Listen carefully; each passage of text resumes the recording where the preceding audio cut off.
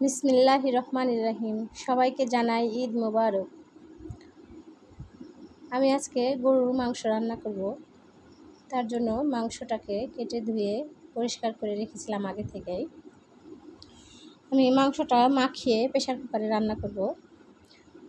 এখানে পেঁয়াজ কেটে দিয়েছি আদা রসুন বাটা, কয়েকটা কাঁচামরিচ, তেজপাতা, হলুদ গুঁড়া, মরিচের গুঁড়া,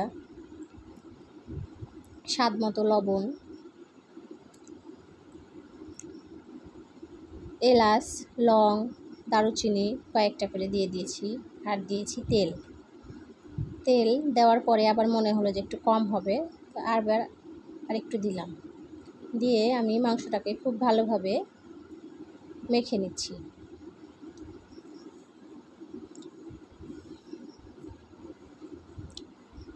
মাংসটা মাখানো হয়ে গেলে আমি এখানে একটু হালকা পানি দিব, দিয়ে মাংসটাকে আমি কষিয়ে নেব।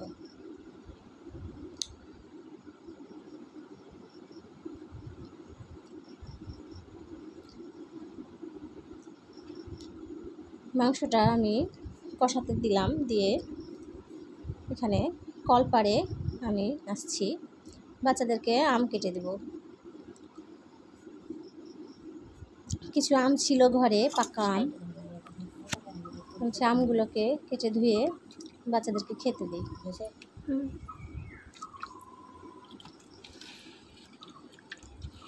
আমগুলো পাকা, গাছ থেকে পড়ে ফেটে গেছে।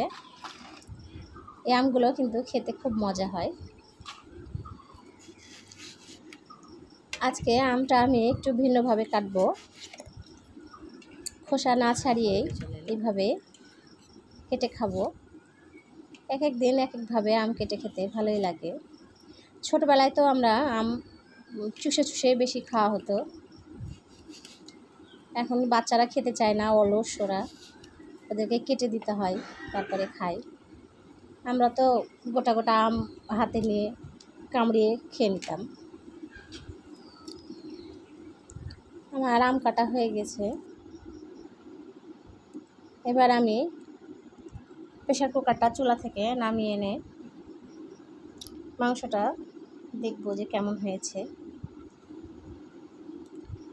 এখানে আমি 2টা আলু দিয়েছি কেটে।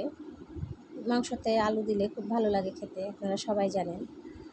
আর এখানে আমি দিলাম এটা জিরা আর গরম মশলা একসাথে গুঁড়ো করা হয়েছে, এই গুঁড়োটা দিলাম। এটা দিলে অন্যরকম একটা ফ্লেভার আসে, খুব ভালো লাগে মাংসটা খেতে। এই তো আমার মাংসের ফাইনাল লুক।